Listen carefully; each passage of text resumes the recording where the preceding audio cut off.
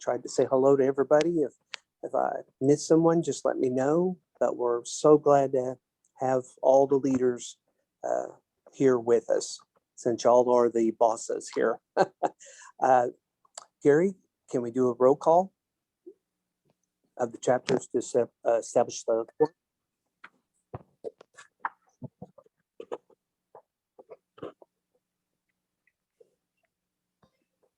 Okay, I'm going to call the chapters by name in alphabetical order of the city, not in alphabetical order of your number. All right. Abilene. You'll have to unmute. Everybody. Yeah, everybody. Everybody just go ahead and unmute as I do the roll call here. Abilene. Ken, I know you're there. I saw you.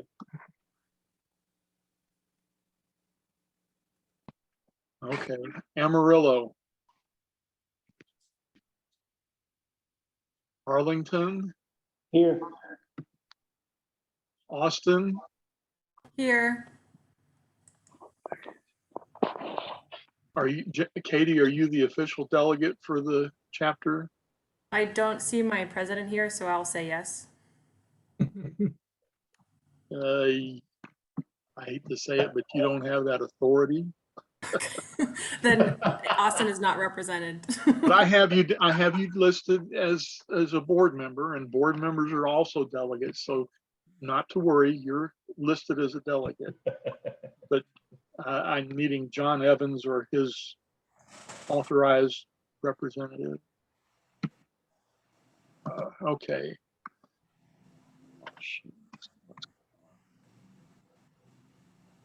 Okay, Bay City,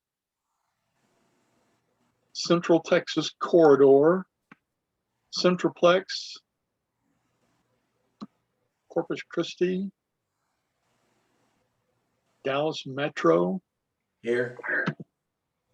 East Texas,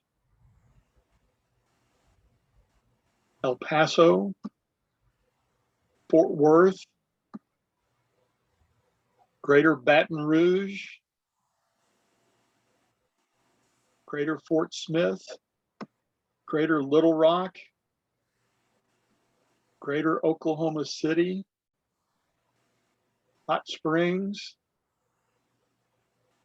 Houston Metro, Here. Houston Tidelanders, Lawton, Oklahoma, Lubbock, Marble Falls, Monroe, Louisiana, New Braunfels, Here. Northwest Louisiana, Oklahoma City, Here. Panhandle, Oklahoma, San Angelo, San Antonio, Here. you're the cordsman, Oh. right? That's Jody here. Yeah, Jody. Okay, good. San Marcos. Mark Spinner here. Hey, Paul. South Texas Alamo Regional. Southeast Texas. Spring. Town North Plano. Here. Hi, Randy. Hey. Tulsa. Our president is not here. I don't know if he gave me authorization to represent, but if not, then we'll continue. You, Marshall, are listed as a delegate because of your membership on the board of directors. No one sent us a notification that you were the official representative of Tulsa. Will do. So, you know, hey, it's okay. Let's see.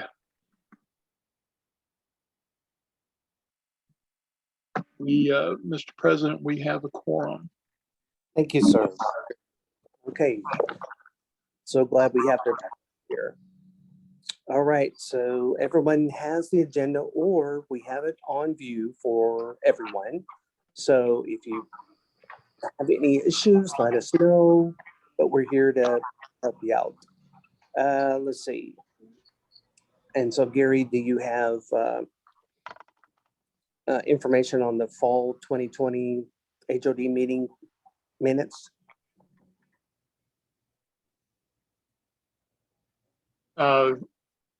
Yeah, everybody should have got a copy of the minutes from the previous meeting back in the fall of last year. Are there any amendments or changes, or is anybody unhappy with the minutes? Because I know somebody that'll let you be secretary if you're not.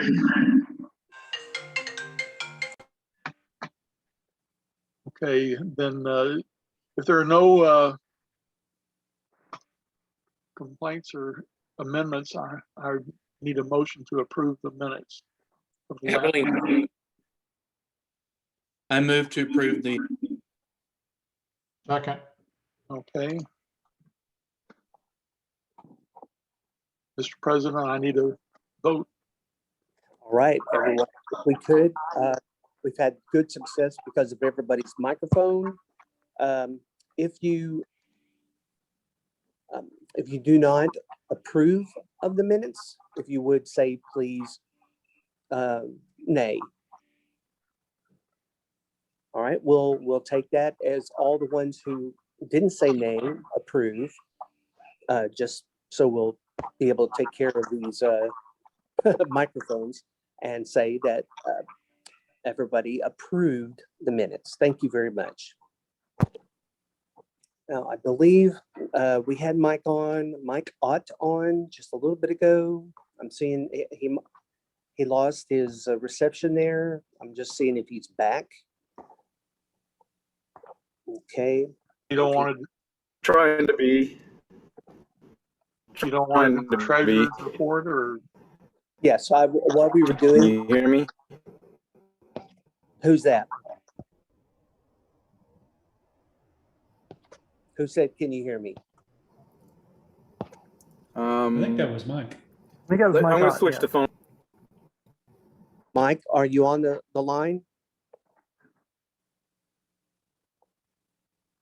Okay, not hearing him. If he comes back on, we'll get to him right away. Real quick, Mike, if you need to, you might want to try phoning in rather than trying to do it over Zoom. If you phone into the Zoom number, we could at least hear you that way without having to see you. If you're having bandwidth issues. Sorry, Russ, go ahead. Yeah, I'll try that. Okay, Mr. Treasurer, would you care to give us your report there, good sir? I'll call in a minute. That's fine. Dwayne? Do we need to bring anything up on the screen, Mark? Yeah, do you want me to, Let's do Hang on. December P&L. okay, give me just a second. And while he's pulling that up, so two things to cover today, the Form 990 tax return. Original due date's May 15th, but I think everything's been extended till June because in Texas and Oklahoma and Louisiana anyway. But I'll be filling out the Form 990 and getting it filed for 2020. And on that return, we will be showing, cover some highlights real quick. Go to the next page on that one, Mark. Okay. Total dues received, and this is 1 quarter in behind. It was $31,300 last year. We were able to have one Top Gun class before the COVID hit. So that was early spring. I refer to that as the winter Top Gun. And total income then for 2020 was $33,622. The major expenses we had really just included the 18,000 plus that we sent out to all the chapters. in terms of 50% of your district dues paid. Again, just totaled under $19,000 for those total expenses. And then altogether, total expenses were just over $27,000. So the tax return will show a net income of $6,543. We ended the year with a cash in the bank balance of $95,390. So that's our 2020 financials. And then I also provided financials through the first quarter. When we, of course, of 2021, we haven't had much activity. We did get, in that first quarter, we received the dues from the fourth quarter from this international, fourth quarter 2020, which we receive in January, totaled $5,911.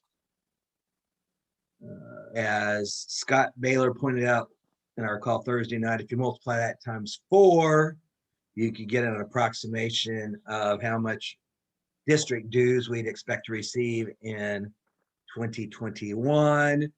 That multiplies out to about $24,000. So you can see we're running less than 2020. Obviously, a lot of people aren't paying their dues because they're not going to chapter meetings. But we did receive our fourth quarter cash. That brought our bank balance up to just under $103,000.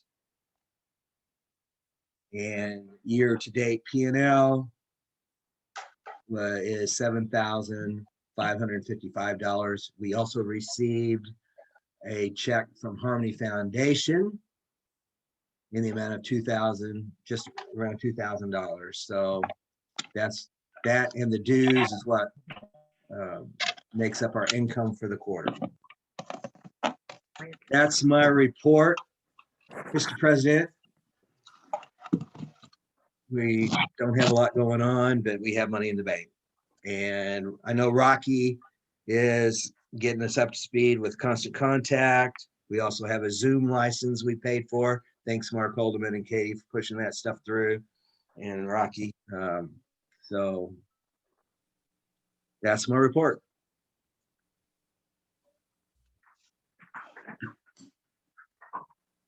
You have a motion for us there, Mr. Cooper? Well, I guess I will move to, I don't know if I can move to accept my own treasurer's Move to report. accept the treasurer's report. Second. Thank you very much. And again, we'll do the reverse of anyone who has a nay. Would they please let us know by saying so? And hearing none, and we have the rest saying that they approve it. All right, next we don't have any old business because we didn't conduct any old business or back in the old days. So my God, can you hear us now?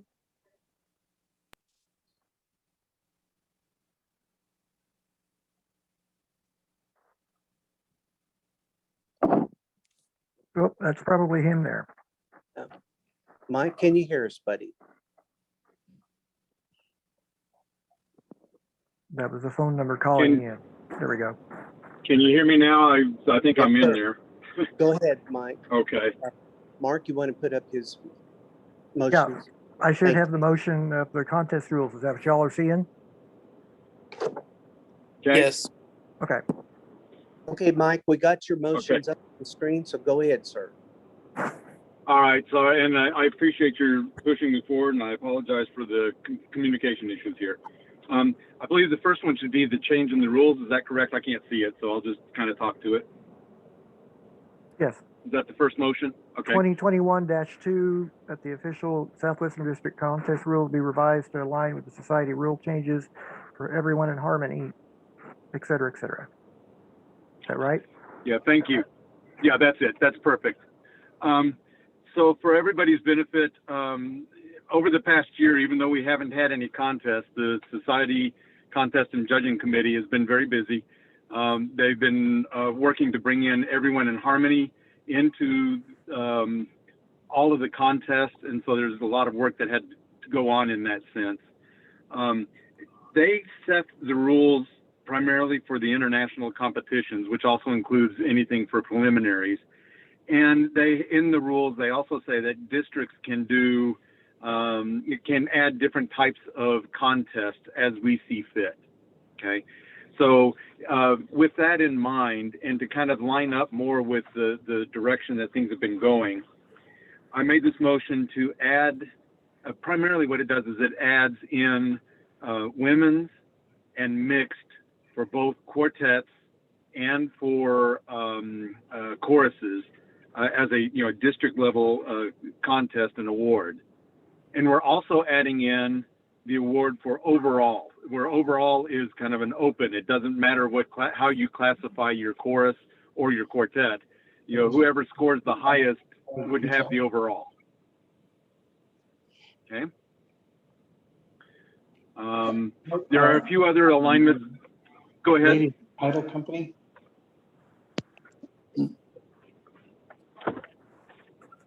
I'm sorry, what was that? I didn't catch it.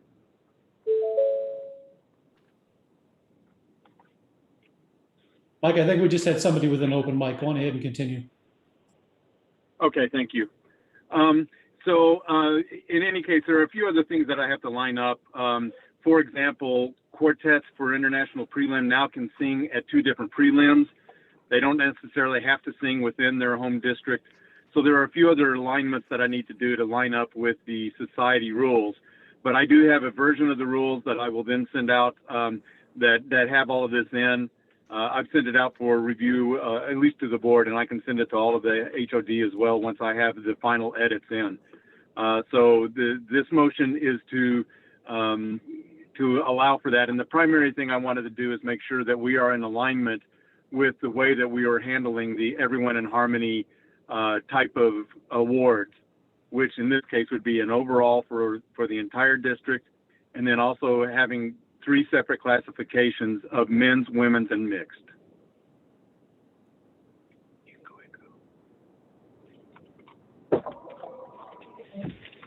So if there's any other discussion that needs to be there, I'll be glad to answer questions. Otherwise, I think that gives a pretty good summary of what the changes are. This is Randy. I would like to discuss the overall. What was the discussion that was proposed, and are we comparing apples to oranges here? Yeah, good question, because we did have some discussion on that. In some ways, so the reason that we wound up with overall through all of our discussion was that when we are choosing who our district representative is to internationals, the way that the society rules are is the highest scoring chorus or quartet would be our district representative. Okay, it's regardless of whether it's men's, women's, or mixed. And so I originally started pretty much without the overall, but it seems kind of strange to have the representative could be, a mixed group, for example, but they wouldn't necessarily be our district champ. So, many times when we're competing, you're competing for both the district champ and also for to be the representative to the to internationals. So by having that category, we allow ourselves that opportunity to do that. And that was the primary reason why we did that. All right, thank you. And is it the case that any group scoring an 81 would qualify to be a wild card for international? Yeah, and I'm sorry, I don't have my notes in front of me. I should know the numbers off the top of my head, but they changed. I will send out the numbers. It's still the kind of the same thing that you have to have a particular score to qualify as a wild card. But I will verify that and send it out to everybody on here and let you know what that number is. All right, thank you very much. If I can look it up real quick. While we're talking, I'll look it up because I think I've got that information here. So, any other discussion? Yeah, might I put in a word? Sure. Yeah, hey, Mike, this is Jim Bob from Evergreen District. And also Southwest District. In a later meeting today, we're going to wrestle this with the Evergreen folks. And here's a place where we've gotten, and it's just a suggestion, and it's where we are. We were at the same time trying to figure out what kind of awards we were going to give, how the Quartet Champion organization was going to deal with whatever. And because of the expense of creating awards, we came up to a couple of conclusions. First, for district championship, both chorus and quartet, we have traveling awards for that. So that's immaterial in that sense, that they have something that's like that. And we were also trying to figure out how do we award all the various categories. So men's, women's, and mixed, or as technically told, men's, women's, and other. So whatever. So what we decided to do was that we would give a plaque for each of those categories, and we would have an extra plate that would go on that plaque that would designate district champion. And so whoever had the highest score, whatever category they're in, they get that plate added to the plaque. So we don't have to come up with an overall plaque, because frankly, the district champion is going to be one of those three winners. And so, you know, you're going to give them something as an award for being first in that category, but then you can add the special district champion and all that goes with that. With a quartet, that also retires the name. Now that gets confusing because BHS hasn't handled the names very well. You can have three quartets with the same name as long as they're in different categories. But from the standpoint of quartet champions and retiring the name for Southwest District, one of the things that we decided in Evergreen is whoever became the quartet champion, their name is retired, and that's it. And then we go on from there. So I think it's kind of an elegant solution to handling this overall thing. And when the DRC&J or the CA gets up to announce what's going to happen at the end of the contest, then they could jiggle whoever's got the lower scores in whatever championships they are. And of course, you decide how deep you're going to go, second or third or fourth or fifth or whatever. But that's just an idea for that idea of overall champion. You certainly denote it, but to award a completely separate award adds to expense without really adding much to things. So that's just an idea. So we don't really have an overall thing. We just say whoever has the top quartet score is the district champion, and whoever has the top chorus score, they're the district champion. And by the way, whatever their plaque is that they're going to get for first place, they're going to have an added thing on there, and you can make it as fancy or as plain as you want, that says district champion for 2021. So that's just a suggestion that I think is kind of an elegant way of handling that without having to worry about overall. Yeah, I mean, it is what it is. And we got the QSED folks, the quartet champions of Evergreen District, to agree to recognize and give them all the honors, whatever quartet champion is. The other thing that we have to deal with, the other thing that we have to deal with is if quartets are allowed to compete in two different prelims. I'm not sure. I looked through the BHS rules, but I'm not sure that they deal with quartet substitutions. They deal with quartet substitutions if you move someplace, like up to international or whatever, or in our case from division to district. But I haven't seen anything dealing with substitutions from district to district or two prelims. So over to you. Okay. The one thing that I would say about the approach that you're doing is, unless it's an official contest that we, put in there someplace, it may not show up on the official scoring summary, for example, and other things like that. So there are some implications also to whether we have whether it's just something that we do on the side or whether it's something that we have as an official contest. So if we're going to designate something, I wanted to make sure that it would be designated also on the scoring sheets and everything else. So that's just a note of. Excellent. Yeah, excellent idea.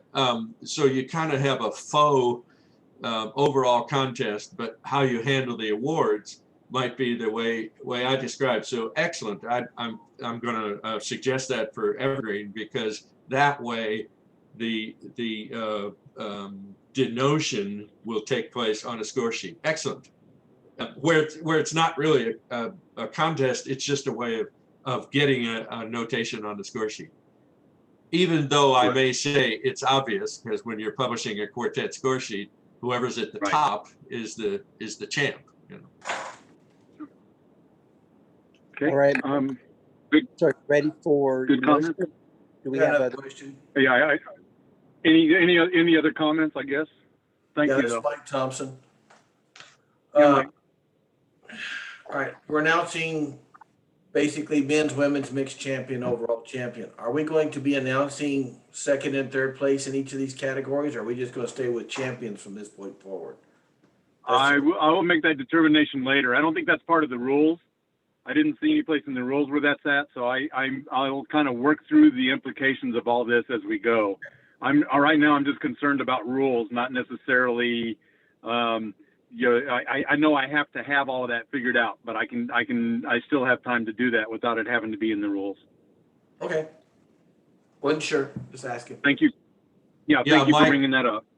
Mike, that's in our operations manual, and the DRC&J for Evergreen determines that based on the size of the contest.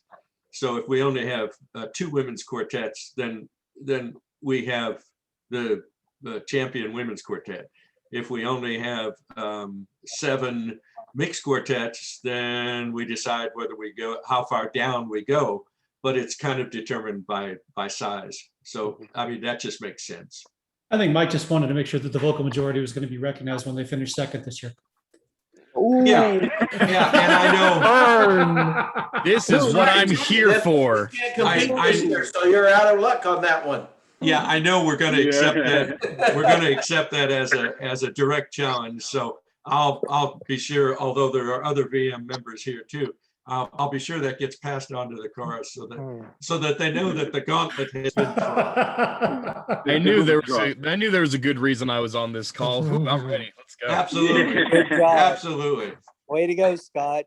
Way I to hate go. to tell you this, but we're still in a bye year. They won't let us compete this year. Jeez. All right. Mike, I'm so sorry to have back interjected work. that. I know you're running out of time. We should get rolling on this. No, that's okay. I'm glad you did. Actually, that makes it more fun. So it's going to be dry otherwise. All right. So, do we have any other discussions? All right. So, Mike, that was your motion. May I have a second? That's not a motion on the agenda. That was a motion decided by the board yesterday. Or I apologize. Thursday. I move to accept motion 2021-2 on changing the rules.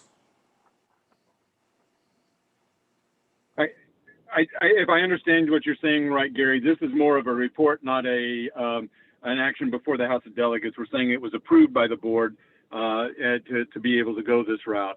Correct. And of course, if there is any discussion from the House of Delegates that alters something there, I can bring a motion later on that we can deal with it. But it sounds like if unless there's anything else, everybody agrees with the direction we're going. And as soon as I have the rules edited and everything, I will send it to each of the chapters and make sure that it's available on the website so that everybody will have access to it very quickly. Thank you very much. That sounds great. Did you have a second one there, Mike? Yes. If somebody can read it or at least read the top part of it, because I know this is a long one, and I'll explain it. Mark Haldeman, can you do that for us, please? Sure. Southwestern District Motion 2021-3, that the Fall District Convention for 2021 only shall have the following contests. Seniors International, go ahead. If you want to stop there, I'll take it over from there, Okay. Mark. I can Sure. kind of handle it from there. Okay. So and I'll explain the motions, and then we can have a little discussion if needed. Because we're having one contest again this year, we did not have our spring. I needed to have a way to be able to, the rules say, by our district rules, we had this contest shall be in the spring and this one will be in the fall. I just made a motion to say for this year only, for the year 2021 only, we will have all of the contests in the fall. That's basically what the motion is saying. There may be a couple of contests that we decide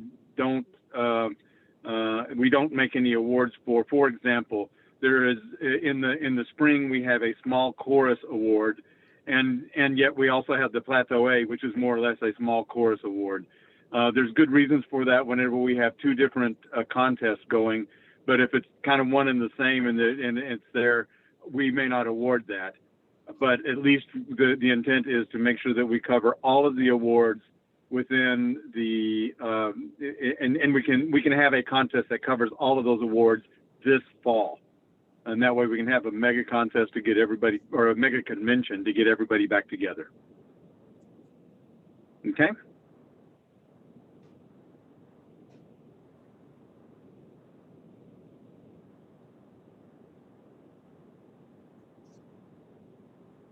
So that was approved by the board on Thursday night. That's correct, right, Gary? Correct. Okay, so we don't need to take anything except just comments on that, right? Right. Are there any discussion? Anybody with any questions?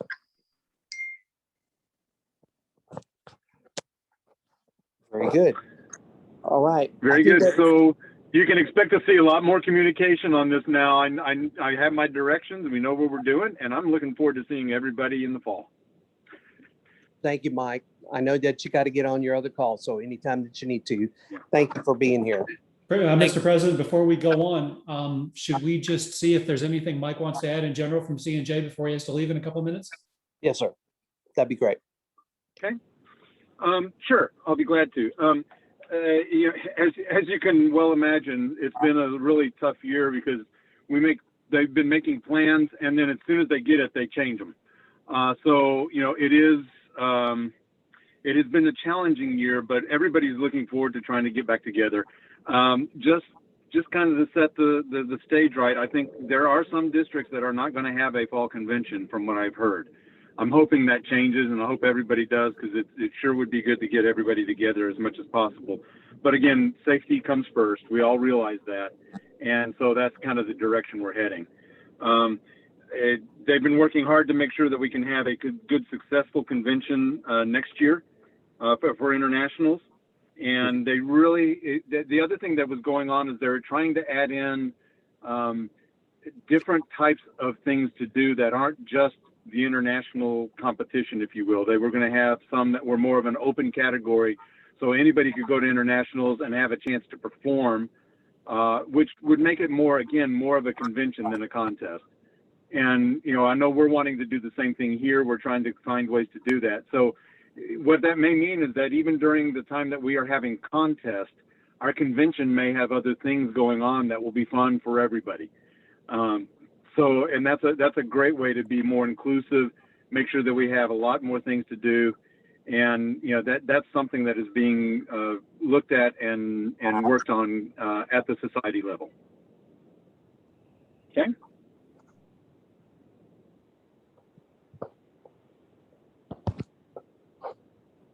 All right. Does that take care of everything for you, Mike? That's everything for me. All right. Thank you, buddy. Appreciate it. Okay. And Gary. Thanks, everyone. Gary, you want to cover your information?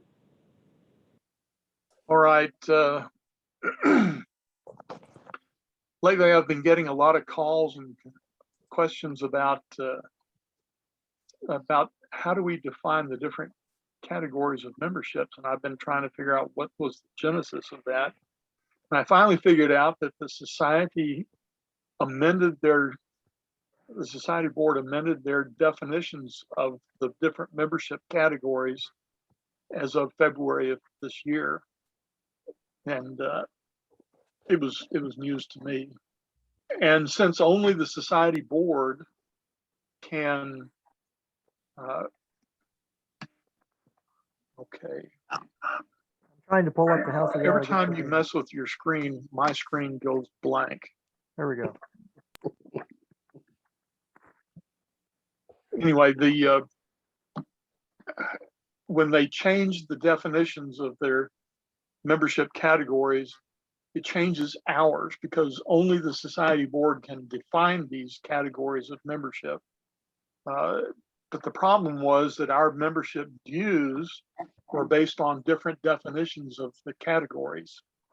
So this motion is to realign our membership classifications and dues calculation methodology to match the new society membership classification and dues calculations as amended February of 2021. The Southwestern District changes are scheduled to take effect, if approved here today, on August 1, 2021, because as far as I know, it still takes 60 days to make the change on the member center. So I'm not really proposing a bunch of rate changes as much as I am just moving things back into line with the society's definitions, which is what we've typically done in the past. So I'm defining all regular members as all members between the ages of 26 and 75 who are not 50-year members.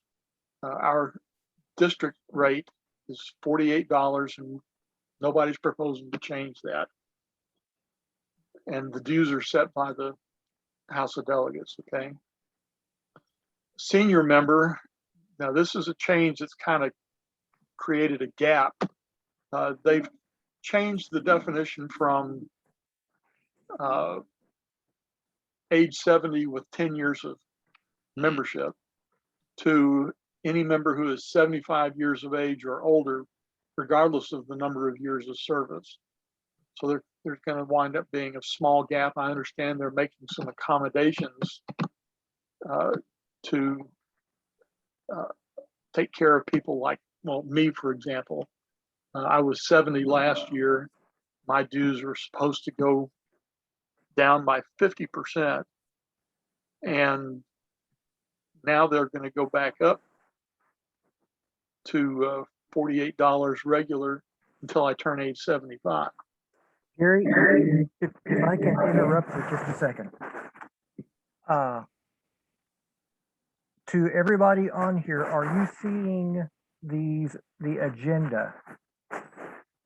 I'm not. Okay.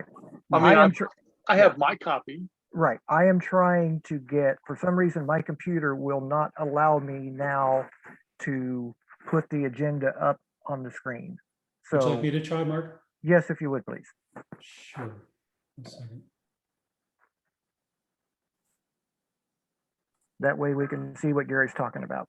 Oops, wrong one. 1 moment. Now everyone can see it but me.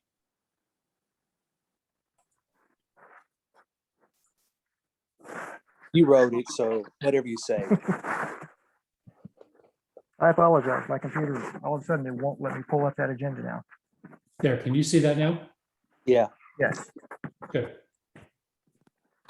Gary, can you see it? I can't read it on my screen from Scott, but I've got it on my screen from Okay. Go my ahead, Gary. computer. Go Okay, ahead. so the regular member, we're not even proposing to change. We're just clarifying the definition as any member between the ages of 26 and 75 who is not a 50-year member. Okay, because 50-year members under the new definitions are handled differently, as are youth and senior members. Senior member they're defining as anyone age 75 or older, regardless of the years of service, which is different than our current definition, which is age 70 with 10 years of service. So we're proposing, or I'm proposing, to align our membership definition for seniors and the calculation methodology with what the society is doing. Their proposed rate is 75% of the regular member dues rate by formula. In other words, if the regular rate is 48, society senior member rate, or the Southwestern District senior membership rate would be 36 at age 75, regardless of service. And then the youth, our current definition is of the dues calculation. The definition is anyone who is not yet 26 years of age. That hasn't changed. The current methodology for calculating the rate in the Southwestern District is $0 in the first year, and then 50% of the regular dues rate for every subsequent year to age 26. The society's calculation drops that $0 first year rate, and so everyone is just 50% up to age 26. The life member, if anyone needs to worry about that, 25 times the regular rate, which would be $1,200 in the Southwestern District. We're not proposing to change that. Then they've created this category called, they're calling it Harmony Fellow. It's a 50-year member. It's a member with 50 years of service to the society, and under the society rule, they pay no dues. Our current rate, according to the society, is $48 for 50-year members, which is not what I remember we were planning. That's not what we intended. So looking at the schedule that they have for the Southwestern District, they're starting out at age 20, up to age 26, it's $24. Then regular member from 26 to 75 is $48. And then senior member would be 36. And then it jumps back up to 48 if you're a 50-year member. I don't think so. This motion is merely to accept, as we must, the definitions of the membership categories, because only the society board can define the membership categories. And I'm just proposing, for simplicity's sake, that we adopt their calculation methodology and frame everything in terms of a percentage of the regular rate, so that the only thing that we ever have to consider in the future is the regular rate, because everything else is calculated by formula. And that's not to say that we have to accept the methodology. We do have to accept the classification.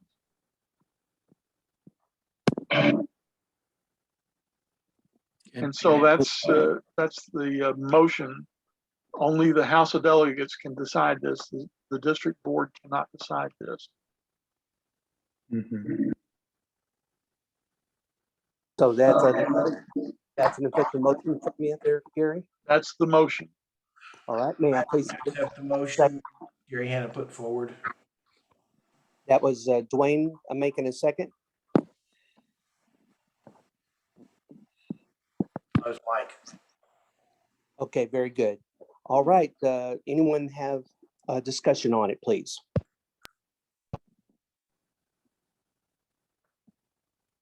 Gary Hanna, this is John Evans from Austin. Is there any notion about what impact would be for the change in methodology? This sounds fairly neutral, except for certain people in either the senior category or young. Is that fair? Is that a fair statement? And then do we know what impact would be past that? Yeah, regular members between the ages of 26 and 75, no change, unless you happen to become a 50-year member in that time frame. If you join at 20, 50 years would be age 70, and at age 70, your dues would go to zero under the proposal here, both at the society level and at the district level. I might point out, every one of you needs to review your chapter membership dues categories and everything as well, because it's when they change the definitions, they've changed everything, and you've got to rethink it all. So you need to go home and do the same math yourself, figure it out. You got to accept the membership categories. You don't have a choice, but you have a choice as to how you calculate the dues in those categories. And that, like I said, this is just a proposal. I haven't calculated what the impact would be to the district revenues or the impact would be to the membership. I know from somebody who in our discussions Thursday night, somebody mentioned that seniors who are in this 70 to 75 year crack, you know, where there's two different methodologies in play, and we're abandoning one and we're accepting the new one, and it goes in our district, it goes from $24 to $36. That's not a small increase. So, you know, if you guys decide you want to amend it and say we're going to have a 50% discount at age 75, I don't have a problem with that. This is just an alignment with the society's methodologies and definitions of classifications of membership. So, you know, if someone wants to propose an amendment to the calculation methodology, you're not going to hurt my feelings. This is Scott from Arlington. I was going to suggest that we keep the $0 for the first year for new members. I know we can't control what the society charges, but in terms of getting young people to come in and join, you know, the more zeros they see on the charges on that enrollment sheet, I think the easier time we have of recruiting.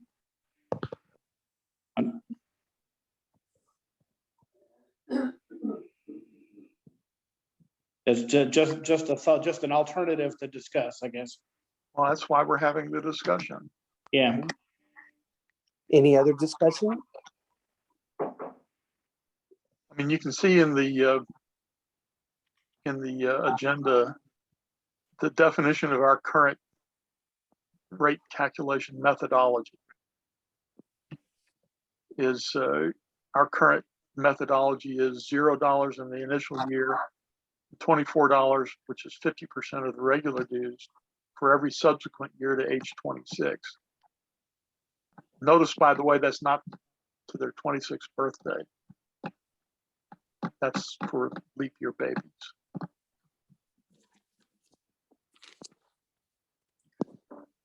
Does that end? Go ahead. I agree with the motion.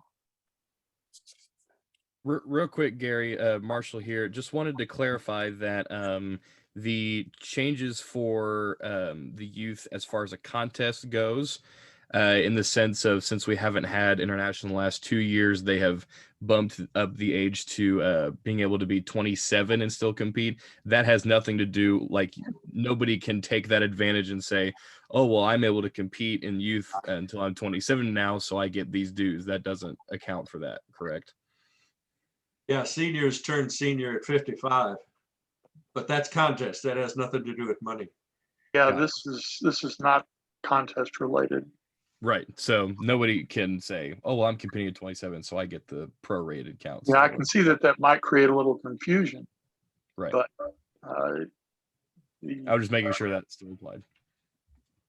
well, another way to think of it, since everyone, well, I don't know if everyone, but it's through their 25th year or up to their 26th birthday. Right. So, you know, they've had 25 years to participate at the lower rate. Come on. Yeah, if you register them at birth, they have. It's the womb, sure. yeah. Yeah, Well, yeah. In my case, that's probably a little closer than most, but yes. I was gonna say, you should know, Marshall. You know. So I just have a general question. Can you guys hear me? Yes, Yeah, okay. I just have a general question. Part of the decision-making process here is this a financial decision or is this an emotional decision? If this is a financial decision, we need calculations, don't we, from the district treasurer? I mean, doesn't he have to sit there with a spreadsheet and say, okay, if we accept the new formula, this is what the impact is going to have on Southwest District? Because one of the reasons we charge dues is to get district stuff done. And if it goes up or down, don't we need to know that impact? Immaterial when you have $100,000 in the bank, so we don't have to depend it. It's not gonna break us one way or the other. And we're just Okay. trying to follow international definitions. Yep, fair enough. Yeah, if the society hadn't changed their definitions, and you understand some of their definitions incorporate a rate calculation methodology. And I'm assuming they didn't intend for that to be the definition, because that means that you only have to have the ability to set the regular rate. If they set a methodology, well, for example, they defined Harmony Fellow, this 50-year member, is anyone with 50 years of service who doesn't pay dues. Well, what if we want to charge dues? We can't because of their definition. I don't mean to say it this way in a cruel way, but when they wrote it up where I could find it,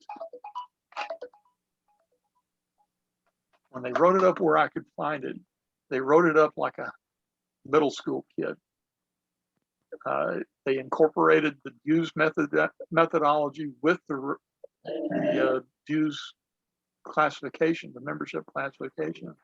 And I'm separating the membership classification and the dues calculation methodology. I want them separate because they're not the same thing. But unfortunately, in some of the definitions, they include the rate calculation as well. It was not their best work. So with that being the case, Gary, would you propose that we address this strictly to get reclassified? And then if there is if someone from the floor makes a motion to, for instance, as Marshall was speaking, or as we were speaking earlier, to do the youth at, or Scott, I guess it was, to do the youth at 0, we would do a separate motion?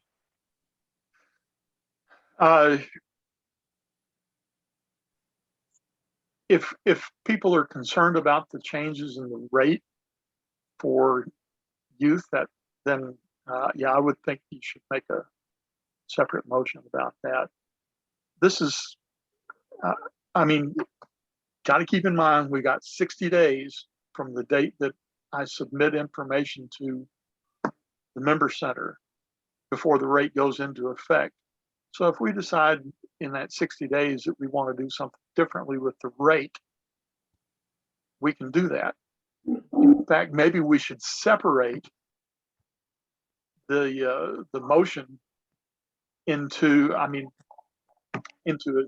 definitions of the different rate categories, and then come in with a separate motion about the dues on this. Maybe I'm not structuring this thing right. You got a question, Will?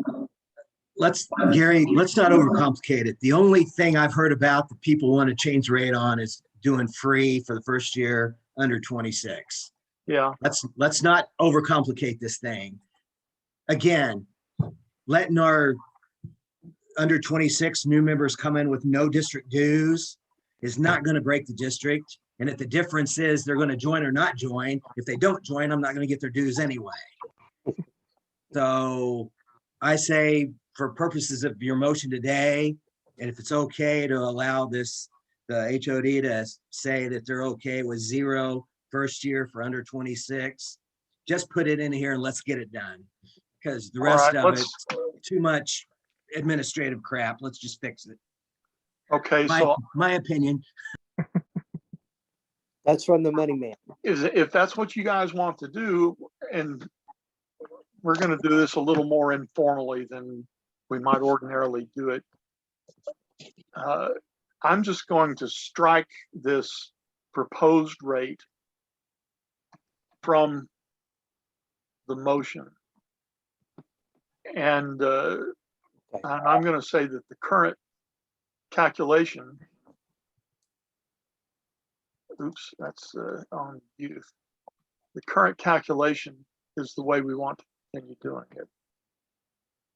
Gary, I think we're in favor of whatever we can do to bring new members, young members, any members into the fold. So. Sure. All right, then I'm going to just strike this proposed Striking rate. this keeps us at our old rate for the first year for persons under 26, correct? Correct. Okay, and then we just align the definitions to Barbershop Harmony Society. Correct.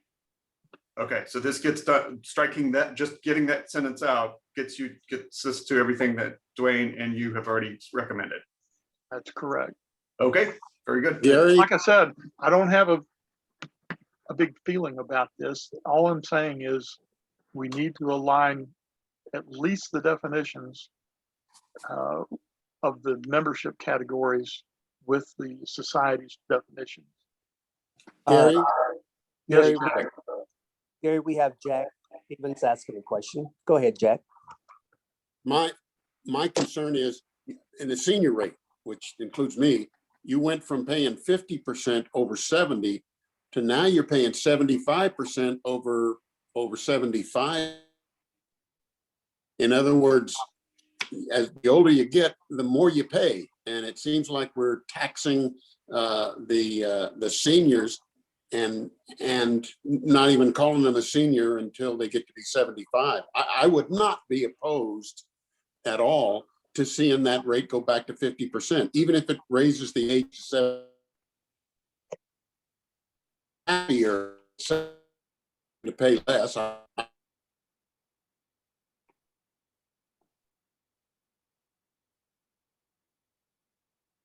Still there, Jack? He froze up on us. Yeah. Did you get the But gist of what he was saying? I get it, Jack. I'm in the same age group as you. So, you know, they created that crack. Are you the one who mentioned that that they have some kind of accommodation for people that are in the crack here? For 1 year. You mentioned that on Thursday, yes. Was that 1 year? 1 year? Yeah, and it's weird. I mean, yeah, they have an accommodation. I think we're in a position here in all districts where you have to change the classifications. So, I mean, that's not even up for vote. I mean, that has to be done. And then after that's done, see what's left and see what your money's going to look like and do whatever you have to do and decide how you're going to adjust your dues, if any, to fit the new classifications. But there's nothing to fight about on the classifications. We have to do that. So the only thing left to decide is what kind of money goes with the new classifications. An easy way to look at it is if you're between 70 and 75, your dues are going to double. If you're over 75, they're only going to go up 25%. Right. That's if everybody, chapters, district, and international do the same thing, same definitions. So it does hit the seniors. I'm 81. I've gotten a break now for several years, so I'm ahead of the game right now. But anyway, it does hit the seniors pretty hard. Yeah, see, at your age, have you I'm got lucky to be 50 here. years? Yeah, have you got 50 years yet? No, I started too late. Yeah, so, yeah, your dues will go up from 24 to 36 at the Yeah, district. they just, it's 25% just across the board. Yeah, if everybody does that. No big deal for us rich people, you know, but some people are, they live on Social Security, period. So they hurt, yeah.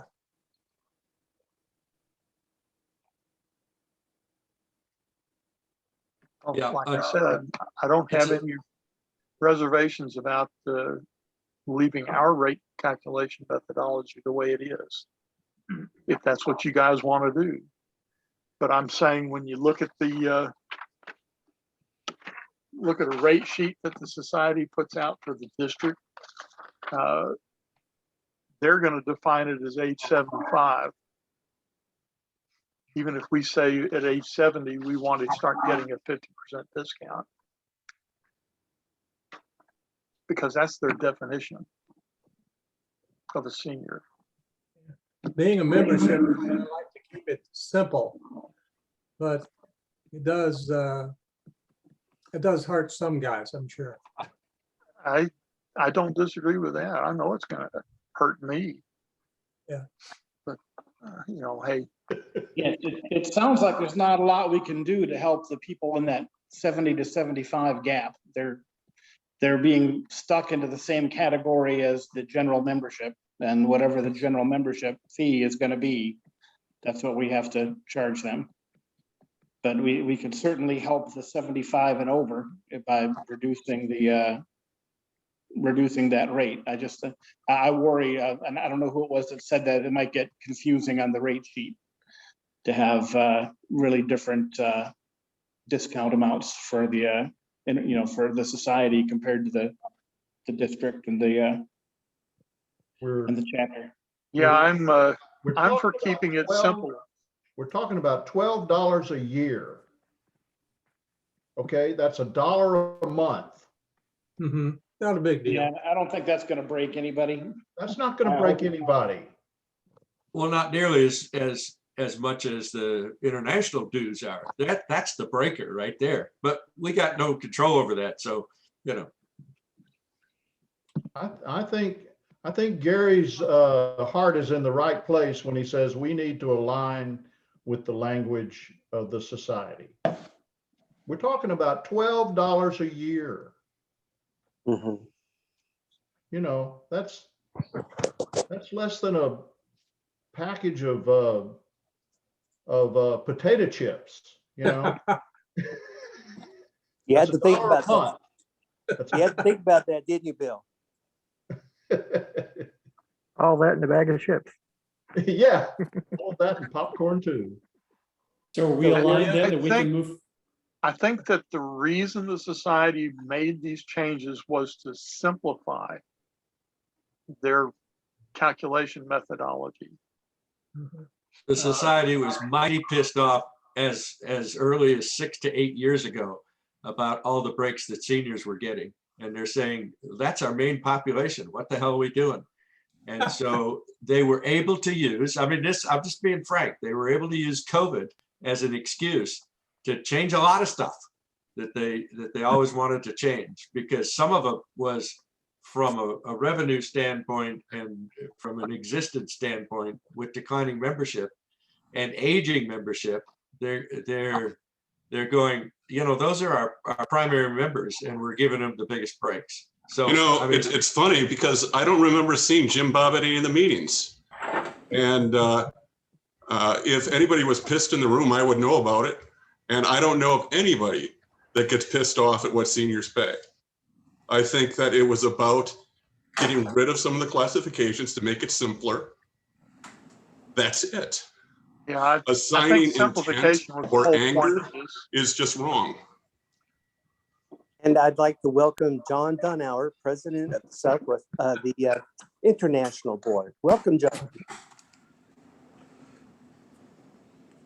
Perhaps the verb was incorrect, but there was consternation with the chart. And so, you know, We're getting away from the main topic, which is getting to the base of what we're trying to do here. Gary, could you restate what you're trying to do here, and we could go from there. Yeah, the motion is that the Southwestern District realign its membership classifications and dues calculation methodology to match the new society membership classification and dues calculation methodology as amended February 2021. So That's the changes to take effect August 1 because it takes 60 days to. I'd like to call for a vote on the motion. And I believe. Let me understand before we do that. Are we realigning the youth calculation? We had a motion on the floor for that. You haven't amended it yet. We haven't amended it yet. That's what I want to know. What are we deciding on the youth rate? So Gary, would it be easiest for us just to do the realignment as one vote, as one motion, and then come back and set the rates as a second motion? Once we've accepted the classifications? Well, I don't think we have a choice but to accept the classifications. Only the society board can do that. Accepting the classifications is just part of accepting the rate methodology. So we don't need to vote on the classification. Right. Well, technically, no, but I want everyone to understand that they've changed. Can we just state that we're going to adopt the classifications and just use that word instead? And then we can go into the quantity of the cost, I guess. Right now, the motion is to accept it as it's written on the screen right now, with the changes of youth being at paying 50% in the first year. That's what I have. And that's, if we don't want it, we can vote that up or down. If we vote it down, we can then sit there and make changes to it. But you got to change either that, or you have to amend the motion. What would you recommend, Gary? Let's vote it up or down first. Do we have a consensus to make that one amendment? I mean, then we Okay, the only way we can actually do this and do it right is I need an amendment to the motion. Then we immediately vote up or down on the amendment. And if the amendment is approved, it becomes part of the motion. Then we vote on the entire motion. Since we work on a slightly more simple platform, could I ask the presidents one by one, or shall we say, those that are in favor or not in favor, let's do that. Those who are not in favor of changing the youth to 0 the first year, please state that now for us. Okay, we're getting into the weeds if we're going to do something informally. We may as well do it. We may as well do it formally. Well, what the presidents are asking is there a consensus here of the presidents that they want to make a change? And the way to find that out is to have a formal amendment to the motion. Okay. To do that, and then take an up or down vote on the amended the motion to amend. Okay, my I have a motion to amend. I'll second that. The amendment I want to put in is to give youth a 0 fee for the first year and 50% up to the 26-year definition. And Mark Holdeman has made a second. Thank you, Mark. And thank you, Mike. Does that help you, Gary? Yes. Okay. Second was by who? Mark, unless Scott would like to do it. It was his I would suggestion. actually, since I was Okay. the one that suggested it, I'll second that motion. Yes. Who was that? Scott Scott Simmons. Simmons, Arlington. Scott. There you go, Scott. Thank you. Vote on the amendment? And the motion was made by Mike. Yes. Mike Thompson. Okay. Then we need a vote on the motion, motion to amend. All right. So, okay, we'll go on the side that I we can. think you ought to do a roll call vote. Let's do a roll call vote. Thank you, Gary. Go ahead, sir. Oh, you want me to, now I gotta find my roll call. Of course. Yeah. You're the head honcho here, buddy. You don't Hang have on. to, the negative, the way Russ has been handling this by asking for the negative still works, Gary. 'Cause Yeah, you're hearing right. about You're anybody right. with a complaint. Let's not drag All this right. out. All right. So with consensus, those that have a nay on this, please speak up now. Okay, so that makes it very clear. There you go. Then it is confirmed. So the motion to amend passes. Yes, sir. Thank you, presidents all. Thank you. Okay, so the motion amended as amended says that in the youth rate, we're going to define our calculation as $0 initial year and 50% of regular dues are $24 currently for every subsequent year to age 26. Okay, that's what we're currently doing. That's what we're proposing to do. And so we're back. Call for a vote. So now we could call I'm just- for a vote on the motion. Are you ready for that, Gary? I am. All right. So if we may, please, those against this vote, please speak up now. All right. Sounds like we have none of that. So it has been approved. Thank you to everyone. All right. Thanks, everyone. Thank you. That was very helpful. Very, very helpful. Okay. So since we heard from our president, may we please reintroduce President John Dunauer of the Society Board. Welcome, John. Are you still there? Hey, everybody. Sorry I'm late, and a bit of an apology to Jim Bob there. I apologize for coming in hot. I know that he wasn't trying to slam us, and I certainly didn't intend to slam back. So hopefully my apology is well taken by Jim Bob. He's got thumbs up, sir. Go ahead, John. We're so glad to have you here. Thank you. So you want me to actually say stuff? Absolutely. Yeah. I do apologize for being late. My neighbor fell around noon today, and I think he broke his knee.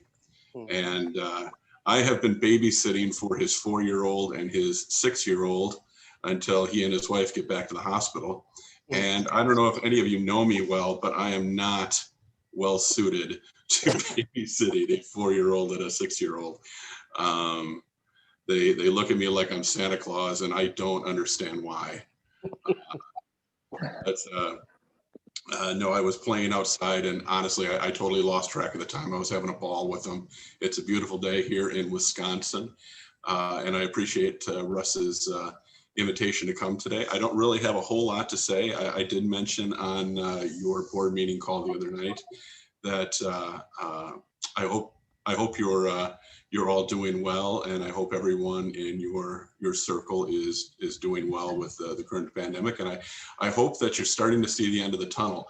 The Barbershop Society has been really gearing up. You know, obviously we've had to cancel or postpone, I should say, Cleveland. But we've been doing most of our planning thinking that early 2022, we would start to see things coming back online. And with the vaccinations and the progress, I think you're starting to see some in-person conventions happening this fall. I believe Southwestern District is the end of September. Unless something bizarre happens and I end up babysitting again, I will be at the Southwestern District Convention. Russ invited me to come down, and Janet and I are going to drive down and see some friends. And that weekend will probably be the first weekend around a bunch of barbershoppers. So I don't want to get into politics at all, because I know that this is a touchy subject, but personally for me, I believe in the vaccine. And I believe that the sooner the majority of us get our vaccines, will be the sooner that we can all be back in a room singing together. Even if it's not a personal choice for you, I would hope that you would make the personal choice for your fellow singers. See, what else is there in the news? I would mention, since your conversation about dues, keep in mind, I know that there's always you're afraid a little bit of sticker shock for the young folks when they join the society, and your desire to keep the dues low. But if you're aware of it, and I'm sure Gary Hanna has information on it, but one of the new things that the society is doing is for the monthly pay-as-you-go, there is no big upfront. From now on, with the way that the dues are going to work, a person joining the society only has to pay their first month's due, and then they pay their second month's due, and third month's due, and 4 months due. So now, instead of having to pay $100 and some odd right off the bat to go, you can set them up so that they can join at $20 a month, which I think it's long overdue. I just hope it doesn't make things more complicated for the folks like Gary and everybody else trying to make sense of it all. But I think it's a terrific thing. And with the folks that have taken some time off due to the pandemic, I think it's a really good thing, because I think a lot of people are, a lot of people have been out of work, and a lot of people are having to scrimp and save. And coming back to barbershop, hopefully it will be life improving, and we don't want to put any kind of financial barriers in that prevent them to coming back. So hopefully a lot of people that when they do come back will take advantage of that aspect of it. Also in the news, you are probably aware, I can't say very much about it, but the Barbershop Harmony Society has been in mediation with the Harmony Foundation. I'm sure a lot of you are aware of the rift that has developed over the last year or so based on our diverging visions and missions. We are trying to work things out, and there is a lawsuit going on, and as part of that, the judge has encouraged us to mediate. We've been together now 4 or 5 times, and not including some other things. We're working on the details. I wish I could tell you more about it, but as part of the proceedings of the mediation, we are under basically a gag order. And out of respect to all those that are due, and out of respect to the courts, I can't really say that much more about it. Although I would love in a month or two, hopefully when things are a little bit more resolved, to have a conversation once we can say what's going on. Obviously, as members, all of you are entitled to know what's going on. I just retired. That's in the news. I'm fully vaccinated. That's in the news. I just sold my house. That's in the news. And for the first time in 20 years of marriage, I'm going to be living with my wife because we have lived in separate states. So in all likelihood, I will have more time to barbershop because my wife isn't going to want me to be at home if it is her home that I am going to. I don't really have much more than that. If anybody has any general questions, I'd be happy to. I don't know how much time I have from Russ, but if anybody has anything that they want to ask, I'd be happy to say what I know. Yep. So if we can open up anybody that like to ask him a question, please unmute and feel free. That's what he's here for. I can't see everybody at once, so if anybody is, well, that's okay. I do see a Marshall Crowell question for you. Is your dad Doug? Yes, sir, he is. From Tulsa Tradition fame? Yes, sir. I am a huge fan. Well, Unfortunately, I am as well. I kind of was forced to be, so you know. But. Oh, don't say that. Boy, that was, I don't know how much you remember of it, because That's that, that's you speaking up. Oh man, Yeah. you'll pay for that later, buddy. No, it's boy, been back a in it's I been very remember fortunate. they always had the little scarves around their necks. Pretty cool. My grandmother will be very pleased to hear you say that. Considering Oh she's boy, one when of I your first came to Central States District, Tulsa tradition, they did a lot of chapter shows in our district, and man, they were really good stuff. Those were shawls. Shawls. Shawls. When I lived in Tulsa, that was an interesting time. It's been very fortunate to see all the videos come out of them, and so a younger fan base has been resurfacing. So it's been pretty neat to see my dad's reaction to all that. So. Oh, and I just got a note that reminded me that you're also singing with Mark Fortino, my society board mate. Mark is new to the society board just this year, and you stepped into which quartet is it? Harmonium. Yeah, don't remind me. Yep, been singing with them for almost 2 years now. Come August. So. I have your gospel CD. It's wonderful. Yes, he said that he got you one of those, and we're glad you enjoyed it. So cool. Well, hey, if anybody, I don't really hear or see any pressing. It's a beautiful day out, so let's not belabor this. As always, if you look in the harmonizer in the back, my email address is johndunhauer@gmail.com. If you need to get a hold of me, just reach out. My phone number is in there also. I would just ask that if you want to talk to me about something, send me a text and let me know who you are so that I can actually answer the phone, because for all I know, it is Sarah from customer service telling me that my credit card has been used illegally and that my social security number has been denied. I don't know. But if you call, text first, and I'd be happy to set up a time. Other than that, it's wonderful to see you virtually. And I cannot tell you how excited I am to think that I'm going to be able to come down to the Southwestern District in September. Be well, everybody. Stay safe, my friends. Let's see, back over here. Let's see here. There we go. All right. Thank you, John. It was great to have you on the call. Thank you so much. All right. Just to be, so we don't have any kind of scheduling thing. Jack, correct me if I'm wrong, but isn't the district convention actually the first weekend in October, like the first, second, and third?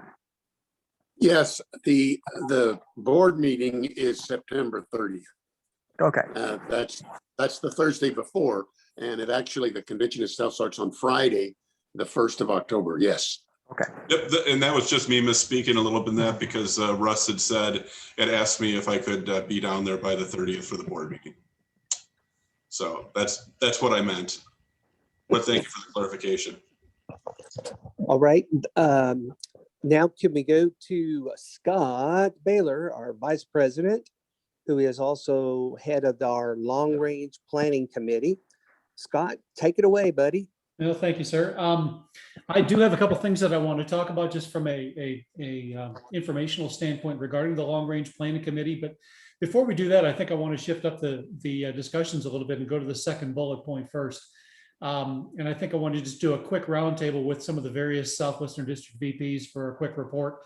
Guys, if you can keep this, I know none of us have been doing a whole lot this past year, but if you can try to keep your comments to 90 seconds or so we can zip through this. I think it would probably be prudent to start with the division managers.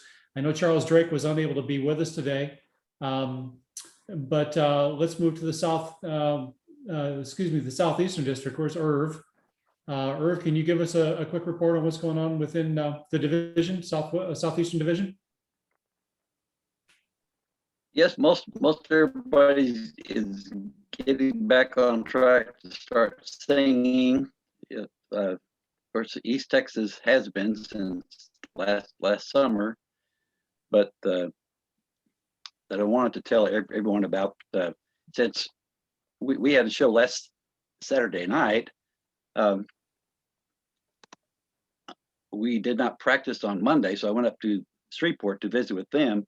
And here's something that y'all might want to try.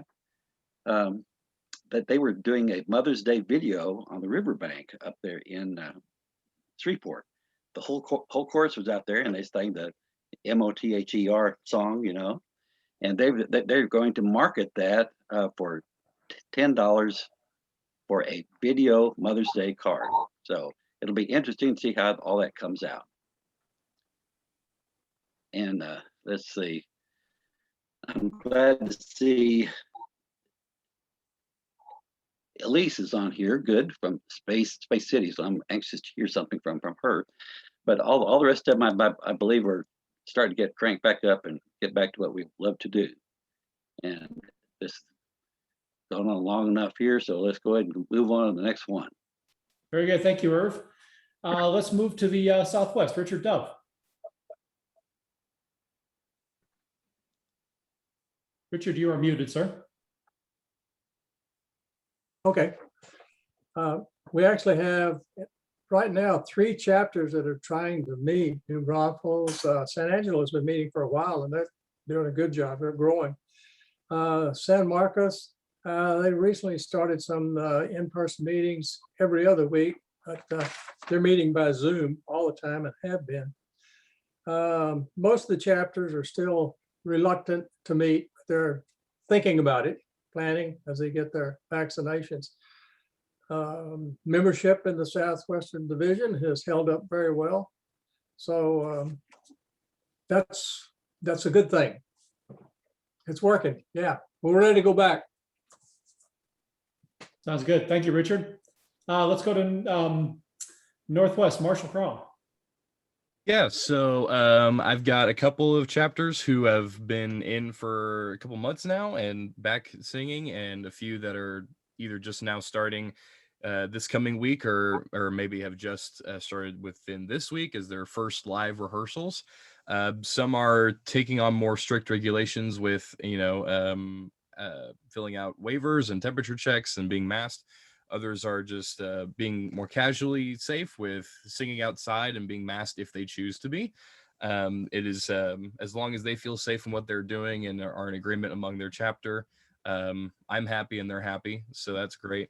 And then I have a couple of other chapters who are still haven't had any kind of ideas to when they might get back together. And they're in talks about ideas, but I'm going to be working with a couple of them to provide ideas and suggestions as far as how that can look for them, especially the whole singing outside idea, which is being taken on pretty strongly by most every other chapter. And so within those couple that are still trying to get that oomph to get back, I'll be working with them to see if we can get them started here pretty soon. So all is going well, and we'll continue to get better. Very well. Thank you, Marshall. Appreciate the report. So we've got a handful of functional directors on the call with us. Let's start and talk a little bit of membership. Mark Clark, what can you tell us, sir? Well, good afternoon. We have a great base of people who've stayed on, and according to the society, our district membership of paid active people is 805.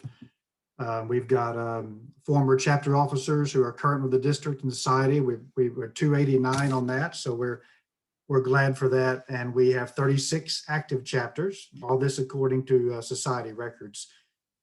Looking at some specific groups, we have some 50 plus members, years of service, which will be me in a year and a half, standing at 106.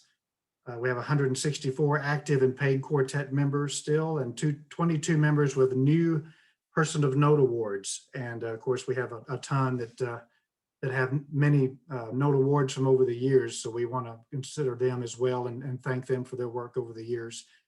Of course, according to the division reports, just some extra information real quickly.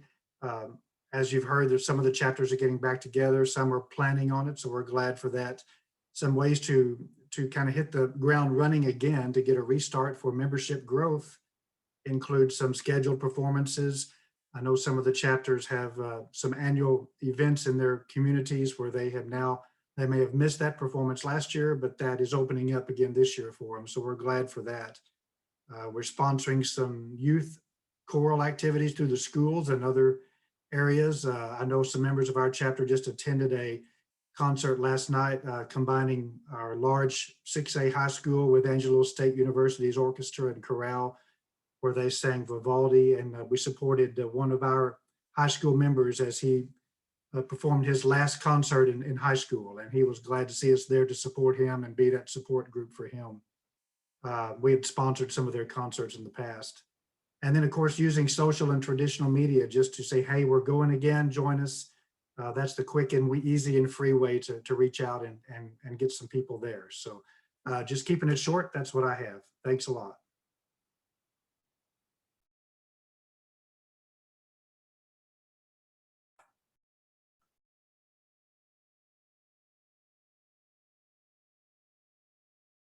Jack, are you there? I see you. Yeah, I'm here. Were you There we talking go. to me? Sorry. Yes, sir. Just tell us a little bit about what's going on with the events team, if you would, please, sir. Sorry for my limited bandwidth up here on the ranch with the mediocre weather. We are really looking forward to the fall convention. As Mike Ott had indicated, we got a bunch of contests that we're going to be running. Plus, there'll be lots of activities going on. In the meantime, we're going to, at this point, start up on Friday afternoon and work right through Saturday with a great convention. And Town North Plan is going to be our host chapter, and I could go on and on, but that's basically it. The spring is on for next year still in San Antonio, and that's what we're looking at. And Thank you, Jack, Jack. Please come to the convention. hey, Jack, Yeah, Russ. don't you have a whopping night show lining up as well on Oh Saturday?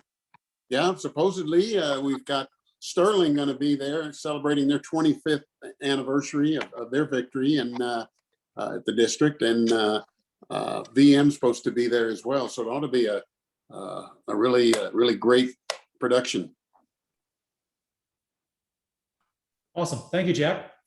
Looks like the only other one that I see that's available on the call for right now from our functional directors is Katie Dane from Music and Performance. Hi, everybody. I've been working with a few of the other VPs on the board to do some of the long-range planning, and some of the results of that has been a new page on the SWD website. So I'm just putting that into the chat real quick. It works. Okay. So we have a new education website, and it's got a bunch of virtual resources on it. If you haven't seen it yet, it is there and keeps getting updated. And then we've started the community connections monthly sessions, and our goal with that is just to kind of utilize the virtual platform as creating some more resources to connect our members, connect our music teams, directors, and board members. So we've had 2 sessions of that so far, and the first one was with community outreach and kind of setting up connections with local groups, fine arts groups, or other nonprofits. And then we had a second session right after the board elections for each of the chapters, and that was for all the admins and the music team and directors. And then we're getting ready to set up another one in the month of May and in June, so that is coming up. And my final thing is to start some planning for classes and education opportunities during convention. So if you do have ideas of things that you want to see or people that you think would be great to lead some classes, that's going to be what's coming up next. And feel free to reach out to me to let me know that. Thank you, Katie. Appreciate it. And I completely overlooked Mark Haldeman. Leadership training, Mark. That's all right. I'm short. It's easy to overlook. Yeah, so not a problem. Just wanted to let everybody know that we do have a YouTube page for leadership training. It's not only got all of the training videos for presidents, secretaries, and treasurers, but it's got a lot of really good stuff on there. Some of the things that Katie's brought in terms of reaching out to youth and reaching out to high school teachers, recovering your chapter during times of COVID, marketing your chapter during COVID, a lot of really good resources on there. So if you haven't checked that out, feel free to go ahead and subscribe to that. And we'll be adding more videos to that, both from Katie's side and from the leadership training side during the year. Awesome. Thank you, Mark. I'm excited to see where you guys are going to take this and add content to it, because I know that that's been a project we've been working on for a while, and it's a lot of work to get that content added. So I really appreciate your diligence with that. Yeah, Scott's the one that actually started that last year, so credit goes to him. So for getting that going. So. Hey, Scott. Sir.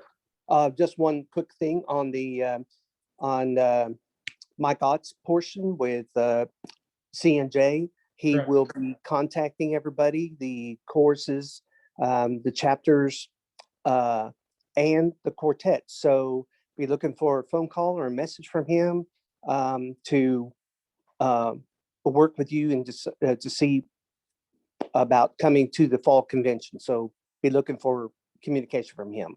Okay, so he's going to be reaching out to the chapters and the choruses individually. And to quartets. Okay, but I mean, from the chorus perspective, is he reaching out to the musical leadership or the chapter presidents? I believe he would very likely be the presidents. Okay, so guys, you should be hearing from Mike Ott probably within the coming weeks. Now that we've got a determination of how our contest is going to be set up. So I want to circle back to the first. By the way, before we go on, do we have any questions for any of the functional directors before I move on? All right, hearing none. I want to circle back to the first bullet that we had under the discussion point, and that is some of you may be aware, but for those who aren't, a number of members of a handful of members of the district board, along with a couple members who are not on the district board, we've come together and formed a committee, which is its initial focus when we started the latter part of last year was kind of a long-range planning focus to determine how can we as a district better serve our chapters and our members, and maybe do a little bit of strategic planning to help us move forward. But there was a bigger impetus for that as well, in that Katie alluded to some of this. We wanted to come out of this with trying to help chapters find a way that we can connect with our communities better. Through our community connection, we've already had one meeting on that with a number of you that attended. And as Katie alluded, we'll be having another one in the coming weeks. And also the ever-expanding education portion of the website. But part of it also was just to kind of figure out how we can do some planning, not only to help us connect with the community better, but just to help our chapters work our way out of this COVID pandemic that we've been dealing with. And part of that is some of the things we're planning on doing for the fall festival. Now, the fall convention this year, we want to do things a little bit differently. In the past, it's always been contest. This year, because we're coming out of COVID, we really want to have this to be, as I alluded to a moment ago, more like a fall fun festival. We want this to be, if we can all get back together again, we want this to be a celebration of barbershop, a celebration of us getting together for the first time in 2 years where we haven't been able to, and to make it a lot more than just just a contest. So we've been soliciting through a number of the other districts, trying to find out how are they approaching this, and a number of things have come up that we are considering. We want to consider on this committee as part of these things. For instance, we're talking about potentially having a Harmony Brigade, or maybe a Barbapalooza, or some other kind of festival at the beginning of the convention. Maybe even something that we do all day on Thursday. We're talking about the possibility, maybe we'll talk about putting together some coaching clinics for quartets. We might talk about some tag singing events. Maybe we'll do a tagatorium or some themed tag rooms or something like that. I'm going to have Marshall speak on this in just a minute as well. And then if there's warranted interest, maybe some chapters, or excuse me, some districts are considering chartering buses for their outlying members to bring them in if there's enough in place. Another thing that's been proffered is perhaps having the Saturday night showcase at another venue that we could open to the public. So right now we're looking for a lot of green light ideas, just things that, what could we do to make this different? We want to have this to be a festival in the fall, more of a celebration of getting together with our barbershop family that we haven't been able to for the last couple of years. And oh, by the way, we'll have a contest too. Okay. So what I'm going to ask as we go forward is that in the next couple of weeks, about 2 weeks from now, we're planning to have our next meeting of this committee. And I'd like to know if there are any green light ideas that you guys have as far as what we could do to make this a fun convention, some things that I haven't mentioned, please reach out to me directly. Shoot me an email, give me a call, whatever, if you just want to chat about it. If you don't have my number, you can email me at evp@swd.org. But I'd love to hear your ideas. And no matter if you think it's potentially not possible, I don't care, because sometimes ideas that may not be feasible turn into something that spur an idea that turns into something that is feasible. So no matter how wild and crazy it is, go on ahead and shoot them our way, and let's talk through it to see if there's something that we can do. We talked about tag tagging briefly. Marshall, you had an idea for tags. Can you fill us in on your thoughts? Yeah, absolutely. So I was to the honor of having being asked to host a tag contest again in this coming fall convention. For those of you that were either present or may have been involved in the one that happened in 2019, as ran up by Terry Chapman, our great tag guru for the Southwestern District. We're so happy to have him as kind of our go-to for that. But I was asked to head up the event this year and MC and kind of get everything put together for this year. And so just a couple things that I'm going to be doing going forward is working with Terry to figure out a timeline of scheduling, and as far as different edits from the previous contest, about because we got feedback from all the competitors and participants and saying, what did you like, what didn't you like, what can be edited. And so I'm gonna work with Terry on what those changes will be, as far as maybe a timeline of rolling out some items in a better, more efficient timeline, as far as, getting music out to the competitors and having contact information ready, and setting aside a time for like rehearsals if they needed to get their tags ready before they go up and sing them. And so I'll be working closely with Terry to get that scheduled and figured out as far as when things will start to be rolling out. And a great idea that I'm going to be contacting in just here in a few days is Russell mentioned that we are fortunate to have our 25th anniversary champion Sterling present during the convention. And so I am going to be asking them to be the judges for the contest. And so I fully believe that they will be willing. And so I'm super excited to be able to have them be present in doing that. I'm sure it'll make it an even more fun event. If you know any of them, you know that they kind of take over wherever they're wherever they're present. So I think the biggest thing going forward is that we're gonna roll some great tags out and have some great leaders for that event. I'm going to be working closely with Scott and the events team to figure out the perfect time for that during the convention. Obviously don't want to mix it up with any of the contests or other events going on that we'll have planning, and to pick a good venue, like one of the ballrooms that are adjacent to the actual main ballroom. We'll be finding a good venue for that. So yeah, things are moving forward, and I'm getting all my dates and as far as rolling things out in play. And so I'm so excited to be able to head up this event and to MC, and I hope to get a lot of feedback from it and get some good participation going. So, but yeah, I'm super excited, and hope to, if you guys have any suggestions, I'm open to hearing those as well. Awesome. Thank you, Marshall. Appreciate it. So as you can tell, we're trying to find ways that we can make this a very different convention than the ones that we've had in the past. We want to have this to be as we said, we want it to be a fun celebration of us getting together for the first time in a couple of years where we haven't been able to. And oh, by the way, we'll also have a contest. So please, whatever ideas you may have for that, please forward them over, and we'll start to parse those through and then discuss them with the events team to see what we can actually make feasible and to make this a fall celebration to remember. Can I just chime in real quick on that? Also, for the chapters that maybe have not competed in the past, or you have members who have not competed before, what would be enticing for them and draw them back into being able to be in the community again? What would be something attractive that we could offer in Dallas that they would want to show up for and want to participate in, even if they weren't going to be competing in a chorus, whether that be, mic tester chorus or classes or brigade or the tag thing, those kinds of things. We're trying to put all ideas on the table while we have some time to plan. Excellent. Thank you, Katie. All right, so unless anybody has any specific topics they want to bring up related to the fall convention now, I think we want to move forward. Again, please just send us your ideas or give us a call with your ideas, and we'll kind of run with it from there. We're going to do a quick roundtable of the chapter presidents. I'd like to hear from you.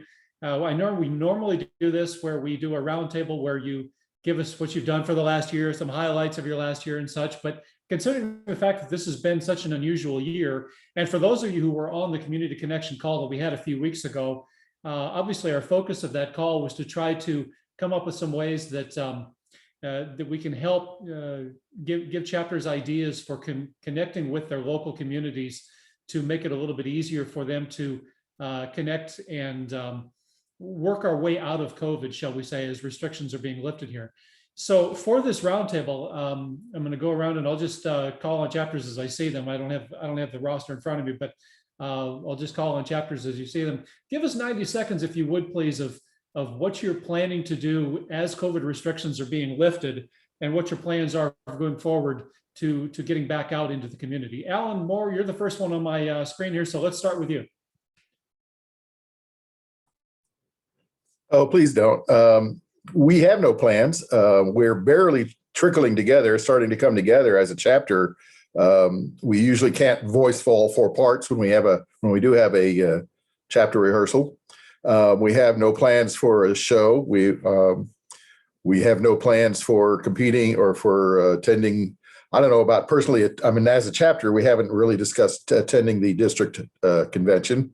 Most of our members have not in the past, even pre-pandemic, have not been going to the convention.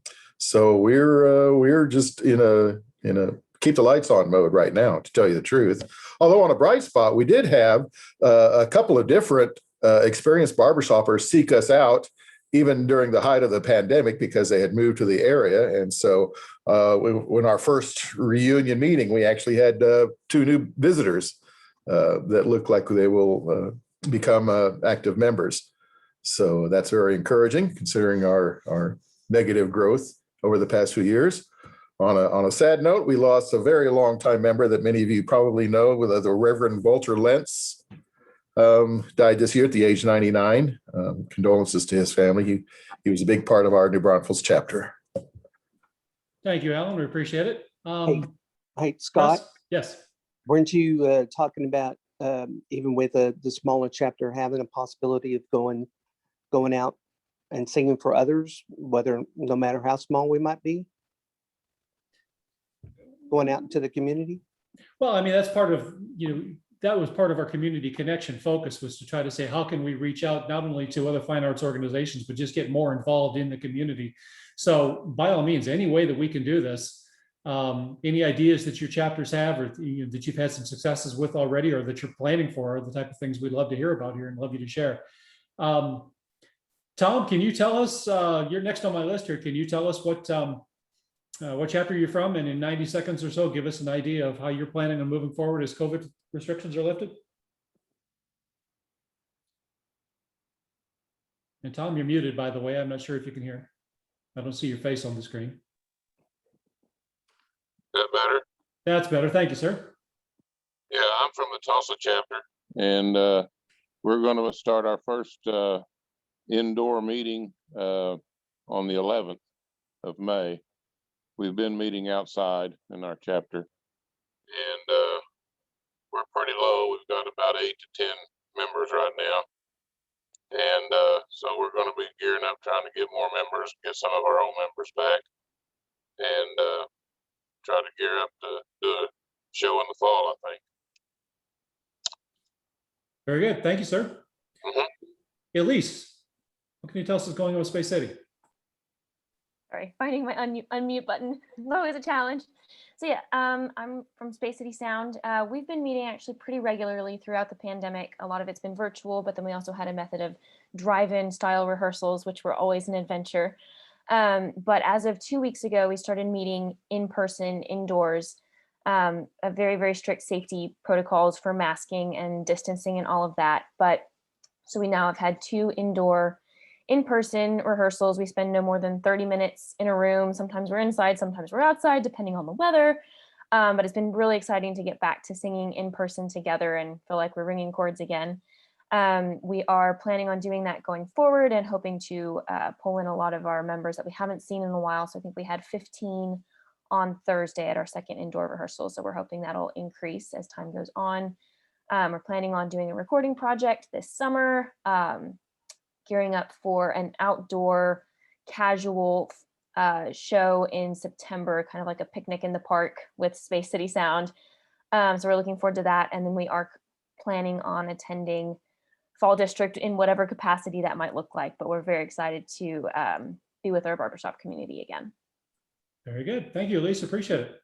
Mary Seward, tell us about the Chordsman. I was going to let Jody take that. He's back online again. We have been meeting live for the last 2 months. Jody, you want to take over? Yes, ma'am. Okay. Hi, everybody. Jody, Hi, everybody. Most of you probably don't know me. I've only been president since January of the San Antonio Chordsmen. And I would venture to say our last year has been quite successful. I would like to highlight in particular, we did virtual singing Valentines this past February. They were quite successful. We had a male quartet and a female quartet, and we're able to deliver those. We are meeting in a facility now and have had actually a performance for them just last Thursday. It's a retirement facility, and they're letting us rehearse there. They have their own strict COVID things that we're abiding by. 2 of our members came back after they got their vaccine. We've had a virtual visitor, another visitor who attended a couple of times, and someone who came right after our show. Due to the logistics of how we were rehearsing for our show, he now wants to be part of what we're doing new and coming up next. So that's about all I have. Thank you, Jody. Appreciate it. Ken Grimm, you want to fill us in on what the Twins Mountain Tonesman's plans are for moving forward out of COVID? Yes, sir. We have been meeting in person for, I think, the last 3 weeks. We started back. We had been doing virtual meetings via Zoom basically since day one that we were shut down. And that was a learning process. We honed the Zoom meeting format, invited people from the district to come in and talk with us and give us hints. And it was, the best that it could be. We did instigate some legal requirements that we didn't make them sign. We offered them to sign that would protect us and protect the venue from any legal issues that may happen if somebody did come in and was ill and wound up spreading whatever. But anyway, the membership took really well to that. We do have wellness checks whenever they come in. We take their temperature. We record all of that. The hall that we are meeting in is we're lucky that it is big enough to do spacing, and it's a beautiful, wonderful venue. So we've had about 15 to 18 attend each Monday night. That number should be growing hopefully soon.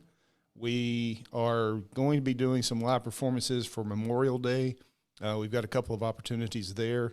And Mark, correct me if I'm wrong on this, but I don't think we're going to do a show that we normally would have done in May, but we are in line to ramp up our Christmas performance and to make that something really, really special. And as the opportunities arise for us to perform, I think we're going to take advantage of it. Of course, that depends on the venues and things like that. But I'm really happy to say we didn't lose anybody because of the fact that we weren't meeting or anything else. Some people didn't really take to the Zoom format. That's understandable. And there are some that they have refused to meet with us until the masking requirement is gone.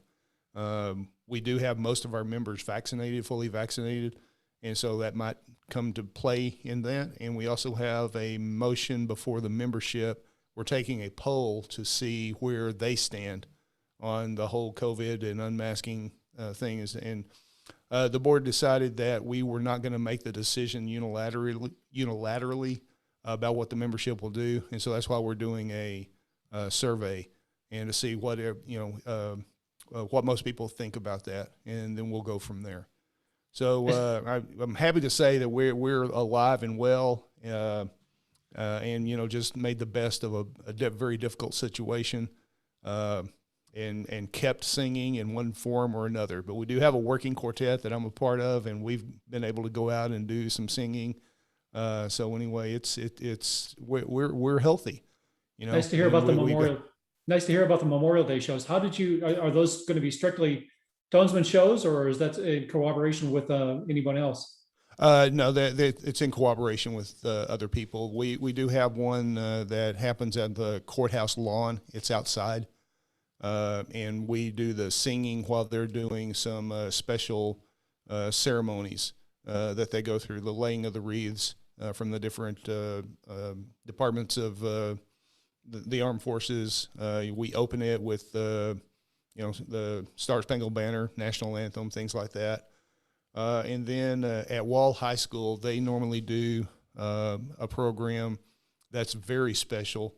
And I think we may, I don't know how that's going to play out. It's certainly big enough for us to do, social distancing and things like that. On that one, we get to sing probably 3 to 4 patriotic songs, and also open with the national anthem. And then they have an entire program where the colonel of the local Air Force base comes out and does some speaking. They recognize the veterans and things like that. And it's a very moving, very special event. And that's for Veterans Day.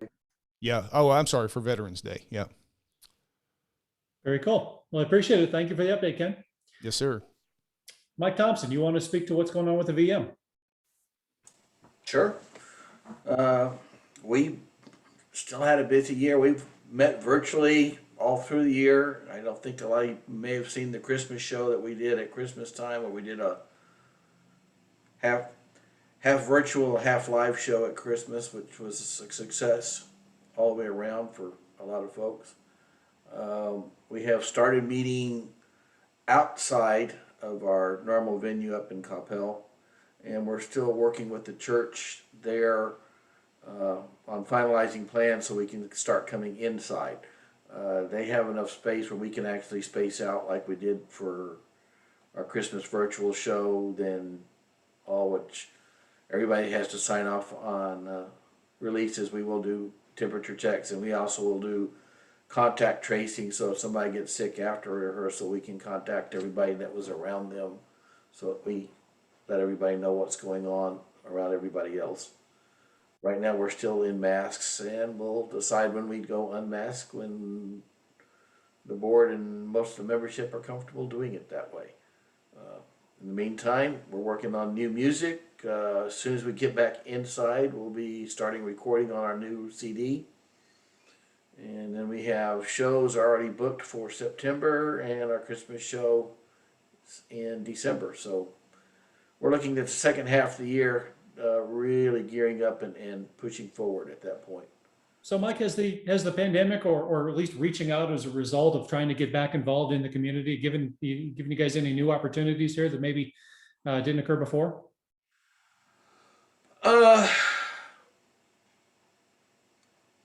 Haven't really pushed trying to get out in the community as much as trying to keep our community together. I mean, I've got 250 some odd members, including our emeritus and stuff. So we've been keeping track of our guys and helping them. Some of them obviously have lost jobs and stuff. So we have a specialty fund set up for those who need help, where we can help buy groceries and stuff when guys needed help and things like that. So we've kind of help set up and circle the wagons for ourselves to make sure that we got all of our people taken care of and their families first, and you know, making sure we're, you know, but singing virtually and on Zoom, you know, that's all well and good when you can hear yourself when you're singing with the recordings, but until we get back together and actually, the first time we actually all got back together this spring and all, even out in the parking lot, finally getting to hear chords, and now we have to get our stamina back, you know. We used to stand for 3.5 hours. Now we're doing good to get an hour and a half before everybody's going, ah!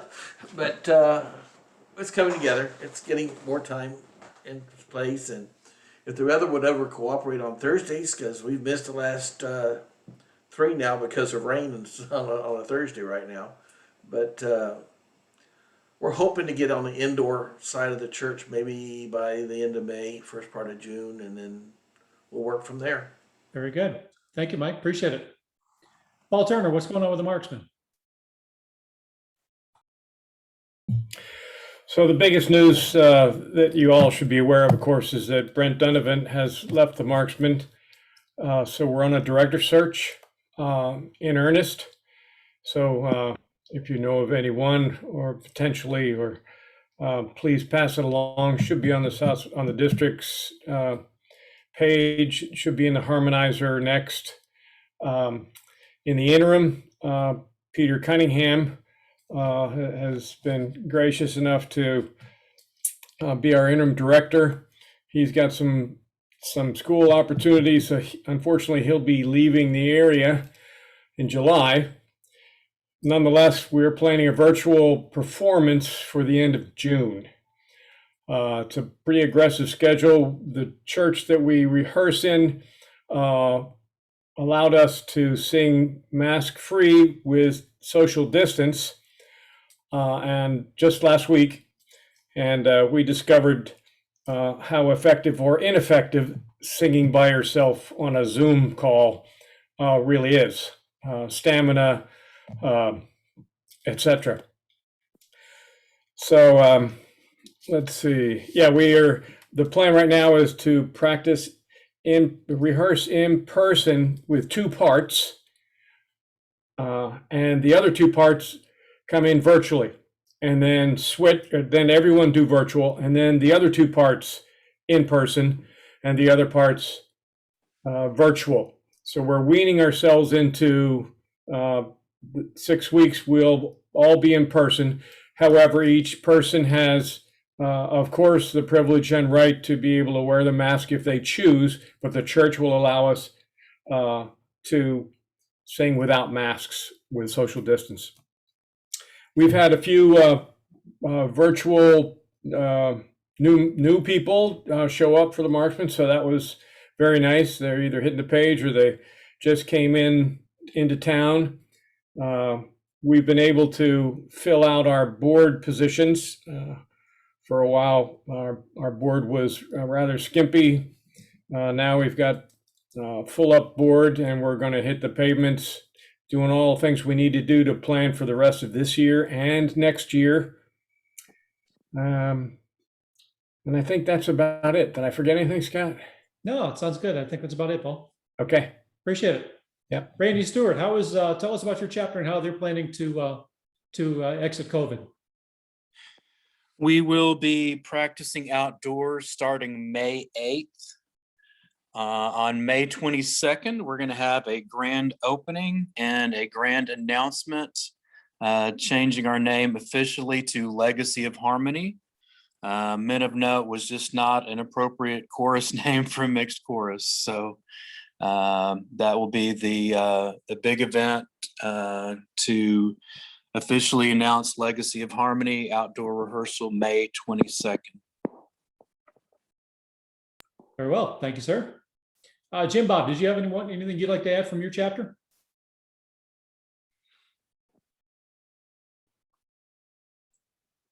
Okay, now I guess I'm back. No, I'm, however you want to term it, I'm either singing or not singing, basically, with the VM. My other chapter is Northwest Sound up in the Seattle area. So they've all been having virtual rehearsals. Just now they moved into phase 3 in Seattle, and they're not in the Canadian provinces in our Evergreen District, they're not even completely through with phase 2, and they're way behind on vaccination. So it caused us, since 40% of the district is Canadians, it caused us to not be able to have a fall contest or fall convention or fall anything, basically due to government interference rather than, danger, because the rate is plummeting in both places. So anyway, it's been kind of fun to watch what's happening with the VM from afar. I'm about an hour and 3/4 from where they rehearse, just southwest of Fort Worth, Texas. So also joining a lot of Zoom rehearsals as a judge and coach. I've been joining a lot of Zoom rehearsals around the society, doing coaching and whatnot. And I should remind everybody that that program is available to any chapter in the society that wants to avail themselves of it. And they will just listen and watch and offer things for the rehearsal. And if you want to play a video and let them offer comments or scores or anything, anything you'd like to do, the whole judging community is anxious to help folks, because frankly, we need the practice for when we start again in the fall. So that's all I got. Jim Bob, how would you suggest chapters go about availing themselves of that opportunity to get coaching? A couple of different ways. They certainly can contact me or the Southwest District DRC&J, which is Mike, right? Ottman out, Mike. And yeah, he can arrange for that. And basically anybody in the judging community could reach out and do that, because we are looking for opportunities to be able to help what's really going on today. We are also kind of keeping up in it, at least monthly. We're watching and scoring and thinking about coaching and all that sort of stuff, videos, to stay in good shape and stay prepared, and also to keep everybody, paying their dues. So, because you can't join those unless you're a current member. So, sure. Yeah, we're trying to stay busy, but you're certainly welcome to call me or write to me at my email address, which is jimbob, that's my Texas name, jimbob.2@comcast.net. And any chapter that wants to reach out and avail themselves of that is perfectly welcome. That's Thanks. is that the numeral 2, Jim Bob? It is jimbob.2@comcast.net. Okay, or they can reach out to Mike Ott. Or Mike Ott, yeah, or any other judge in the community. And there's a few of them scattered around Southwest District. Very well, thank you, sir. Appreciate it. You bet. John Evans, can you tell us a little bit about your chapter and how you're planning to exit COVID? Yes, sir. Hopefully you can hear me. I've got a huge rainstorm going on outside, so if there's any interference, sorry about that. We got you loud and clear. Perfect. We are, like many of the other chapters are mentioning, we're looking at our safety protocols. We're about to go and have the membership vote on some documents that we have for return. We believe we will be returning to outdoor rehearsals starting in mid-May, and then start talking with the chapter about how do we get back to an indoor facility after that. The chapter is planning our 60th anniversary for this year. We don't know how that shapes up yet in terms of actual performance or what we will do for that, but we are planning at this point pulling together a November show, and we do plan on attending district as well. Membership has been, I'd say, stable. We're reaching out to a number of our members and keeping them involved with our Tuesday Zoom rehearsals, but I'd say that it's pretty stable in terms of the people who show up at Zoom. There are lots of folks who obviously voice their opinion. I'd rather not. I'd rather wait until we get back to some sort of live status. We've successfully got through Singing Valentine's by using some members submitting recordings and then kind of pulling all that together with a video. And that's what we sold for Singing Valentine's. We're using that same process to continue to try to learn music and, have members record, have that go off to their section leads and, just have them get evaluations. So keeping that feedback loop going, because it's difficult to know how everything is working if you just attend the Zoom rehearsal and don't really have any of that feedback that you used to get in a normal rehearsal. As many people mentioned, stamina is a huge thing. It's, just not the same as that, kind of that Tuesday night workout for us of about 3 hours and getting through that. The stamina is less. And so, we're looking at how do we start bringing that back in. And I think that closes me out. Thanks everybody for submitting this. Remind me, John, your chapter is what chapter? I'm Austin. Okay. Katie's our director. Okay. Bill, can you tell us what's going on with your chapter and how you're planning on your plans for exiting COVID? Well, we've been meeting on regular Monday night like we always were. We've been meeting through Zoom, and it took some getting used to, but it's pretty successful now. The church where we had our rehearsal hall is not available to us anymore and won't be open to us until August. But we meet for lunch on Fridays, every Friday, and sing in the dining room of a Mexican restaurant, which is kind of fun. But until we get back together with inside rehearsal hall, we're gonna continue to get together virtually to sing and practice. Our membership has again been stable. It's not what it was, but I'm optimistic that once we start back getting together on Monday nights at the Methodist Church, we'll turn that around. Bill, remind me of your chapter again. We're Friends in Harmony with Artie Dole. Very good. Well, we appreciate it. Thank you. Ken, do you have a moment to tell us what's going on with your chapter as far as your plans for exiting COVID and reaching out to the community? Sure. Of course, through the majority of it, we were on and off with it where we could rehearse. We were fortunate enough in that the church that allowed us a meeting place allowed us to continue to meet as long as we, met all of our other obligations. We tried masking. They were able to give us a room large enough that we were able to be socially distanced between one another and were able to rehearse. We were able to get back together really more full-time here about 6 weeks ago for Valentine's. We did a virtual Valentine and had some success since we didn't get to do anything last year in 2020.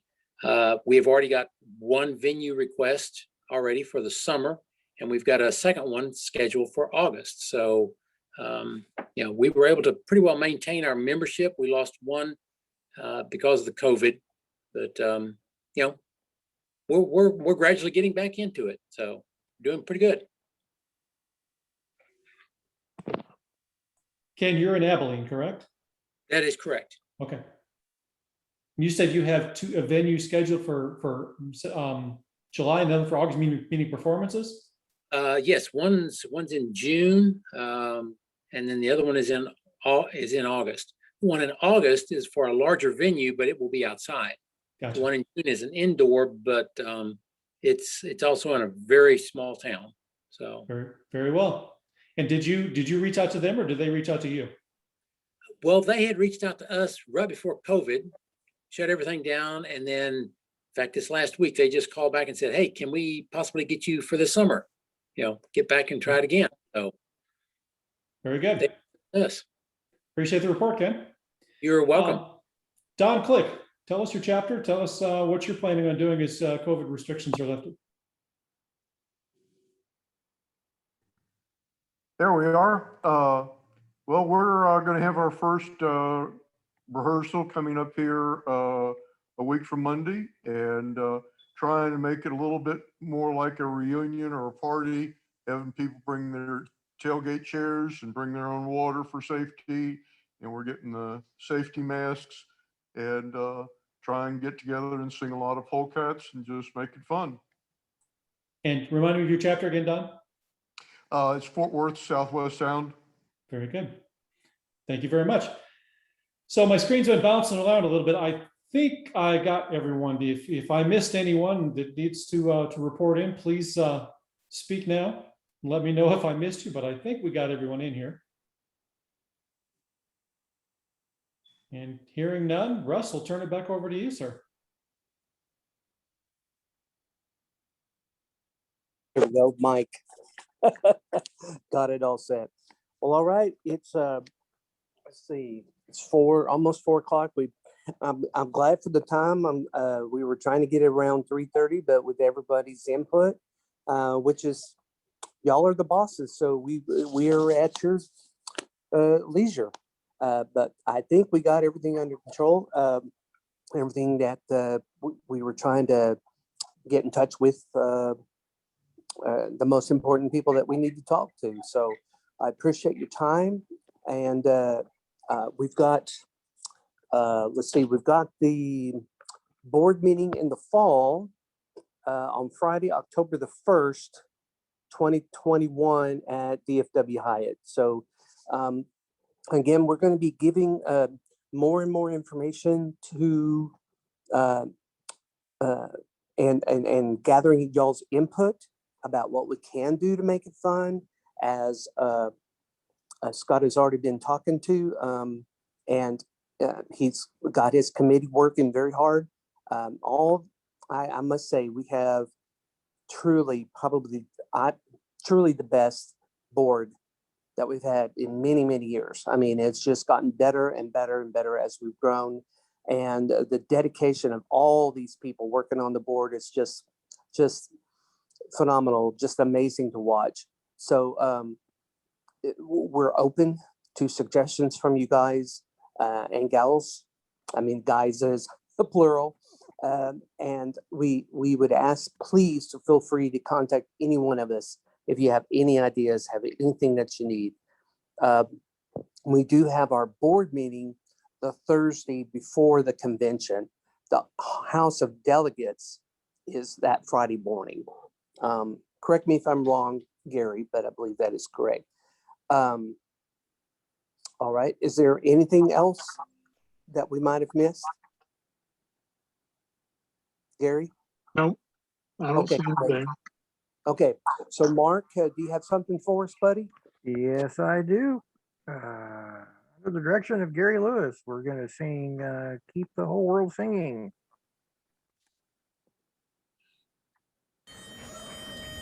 Keep the whole world singing. Keep the whole world singing all day long. What good will come of waiting on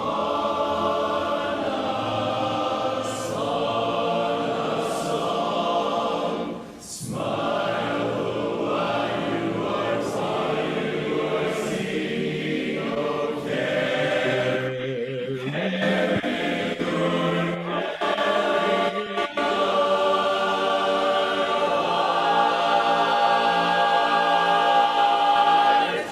keep a melody ringing and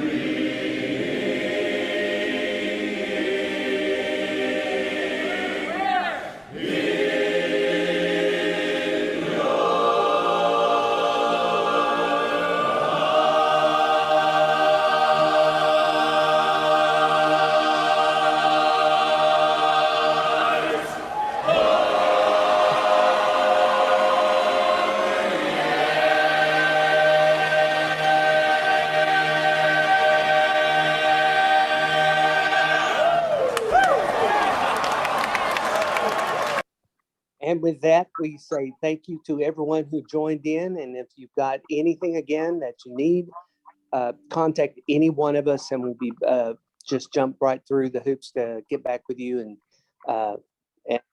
work with you. Appreciate everybody's time, and we'll see you in the fall. Thanks, everybody. Thank you. Thanks, everyone. See you later. Thank you.